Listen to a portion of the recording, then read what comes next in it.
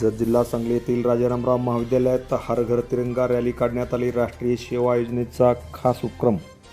जत येथील राजारामराव महाविद्यालय जत येथे राष्ट्रीय सेवा योजना अंतर्गत गुणवत्ता हमी कक्ष व इतिहास विभाग यांच्या संयुक्त विद्यमाने 80वा स्वातंत्र्य दिनानिमित्त हर घर तिरंगा रॅली व भारताची फाळणी व त्यामागील बलिदान या विषयावर परिसंवाद संपन्न झाला। प्रारंभी महाविद्यालयातील विद्यार्थी व राष्ट्रीय सेवा योजनेच्या वतीने हर घर तिरंगा 2026 या मोहिमेअंतर्गत तिरंगा ध्वज जनजागृती फेरीचे आयोजन करण्यात आले। विद्यार्थ्यांनी आपल्या हातात तिरंगा ध्वज घेऊन सुनेत्रा कॉलनीतून जनजागृती फेरी काढण्यात आली।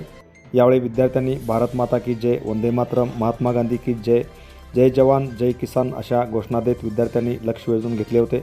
यावेळी महाविद्यालयातील सकाळ सत्राचे प्रभारी प्राचार्य भीमाशंकर ढाळके, राष्ट्रीय सेवा योजना कार्यक्रम अधिकारी डॉक्टर पुंडलिक चौधरी, डॉक्टर सोमनाथ गायकवाड यांनी फेरीचे नियोजन केले होते।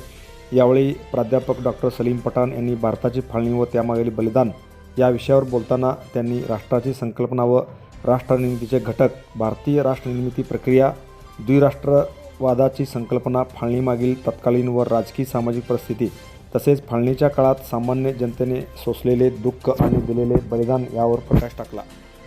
यावेळी महाविद्यालयाचे प्राचार्य प्राध्यापक कृष्णा रानगर यांनी या उपक्रमासाठी मार्गदर्शन केले। कार्यक्रमाचे सूत्रसंचालन प्राध्यापक विशाल गोडबोले यांनी तर कार्यक्रम अधिकारी डॉक्टर सोमनाथ गायकवाड यांनी आभार मानले। या कार्यक्रमास राष्ट्रीय सेवा योजनेचे सर्व सदस्य, इतिहास विभागातील वरिष्ठ व कनिष्ठ विभागाचे प्राध्यापक वृंद, शिक्षकेतर कर्मचारी, विद्यार्थी तसेच अंतर्गत गुणवत्ता हमी कक्षाचे सदस्य डॉक्टर रामदास बनसोडे यांच्यासह अनेक प्राध्यापक व कर्मचारी मोठ्या संख्येने उपस्थित होते। Press the bell icon on the YouTube and never miss another update.